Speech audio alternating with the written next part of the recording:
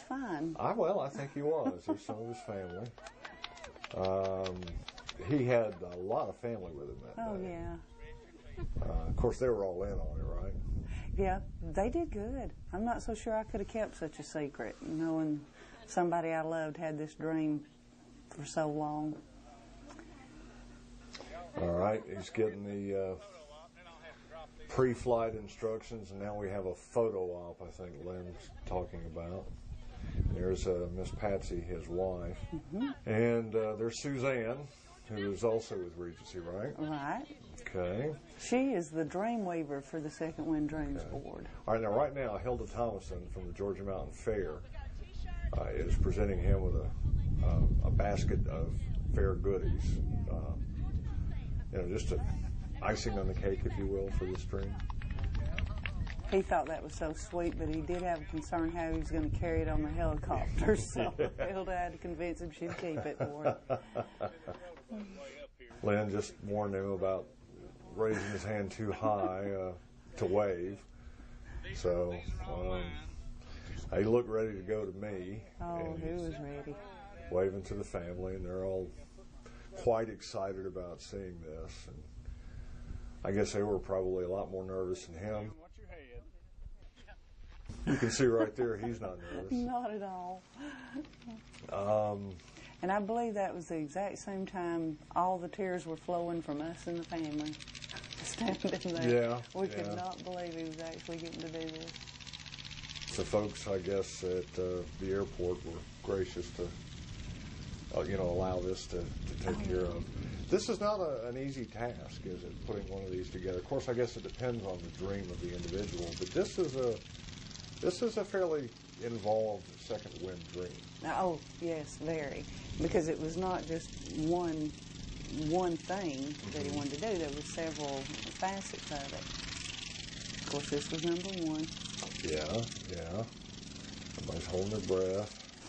Oh, now see, he's just tickled to death. He's waving to the family. And I believe he said, yeah, let's fly around the old home place, just like he'd been in a helicopter 100 times. Yeah, He was ready to go. There he is, ready to go on this excursion, and I'm trying to remember how long they were. I guess they were probably up 20 minutes or so. I think so, about 20 minutes. Here's one of my favorite shots of them getting ready to take off. Okay, I'll see y'all in a little while. Yeah. And there they do go. They're actually headed out to see the old home place, or try and find it. Trying to find it. Is this the first time you've arranged a second wind dream that involved flying? Oh, absolutely. We really had no idea there would be anybody willing to do this. And I think every one of us are so grateful to Mr. Gooch for his heart. Yeah. In this. Yeah, because absolutely amazing. It's no small deal.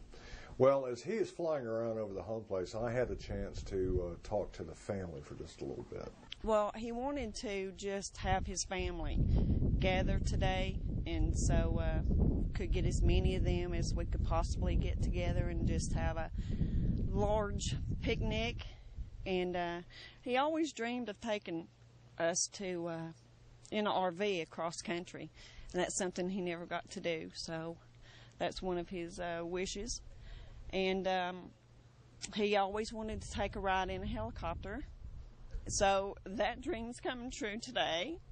He's up in the air now and going over our old home place, and we're all just very, very thankful to everyone that was able to put this together for him today. We're so appreciative to everyone that has contributed in any way whatsoever. We just thank you all. That's quite some RV. Yes, it is. It is a magnificent RV, and he's so excited, and he's going to ride in movie star style over to the Fields of the Woods, and we couldn't have asked for a better turnout. He has always wanted to play on the Grand Ole Opry, and he had an opportunity to do that with Lester Flatt and Earl Scroggs, but he chose to stay home and take care of his family and have a family life.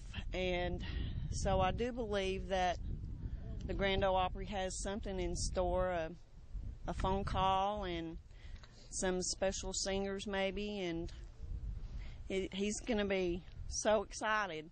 He's going to be very, very surprised. He's already elated. He's just beyond words. There's going to be our grandson and our other little grandson, and they wanted him, if he's able, to help somebody baptize them today, because he might not never get to do that. And he's going to baptize your fiance, right? And Her yours, fiance is going to also him. be, Travis is going to be baptized in the pool over there today, if any way possible. We are a very blessed family, and we could not have handpicked a better father. He's our rock. He's all of our rocks. My mom works in hospice. She's the director over Regency Hospice, and she's always had me doing all kinds of stuff that I didn't agree to, but it always turns out good in the end. And helping out with this it's great. Natasha, you were a business student, Yes. and how did you first get involved with hospice? I started working in hospice as the office assistant, just doing paperwork and filing. It started out as just a job for me, and then once I started working there and working with the patients, it became more than a job. It became, my life, and you see how you can help patients and families in their most important time of their life, their death, and we're not just helping the patient, we're helping their families cope. So now I'm going to school to become a nurse, so I can help people as well. I'm going to ask you both the same question. Isn't it very, very hard to do what you do when when the situation is you're there to help with the transition? You've got to respect the process. You've got to, people, everyone dies at some point, and we're basically just here to help them in their last steps and make it as comfortable as possible for them, and to help the family along. And we don't want any patient to die alone or in pain or fear, and if we can help that in any way, it fulfills your life. Every day this job is very fulfilling. We might lose a patient, 5 patients a day, but to know each and every one of them had someone to turn to in their last moments and we were able to help them, it makes it worth it. We'd rather know that we helped than to think that maybe they died in their home or alone in some nursing home by themselves, no visitors. Or I couldn't imagine going back to business and working in an office now that I've helped somebody. All right, now they come back, and Lynn Gooch is buzzing buzzing the runway there. At that point, I thought they were coming into land. Yeah, I did too. That was a flyby, I think, as they call it in the movies. Uh-huh. Uh-huh. Now, it was a nurse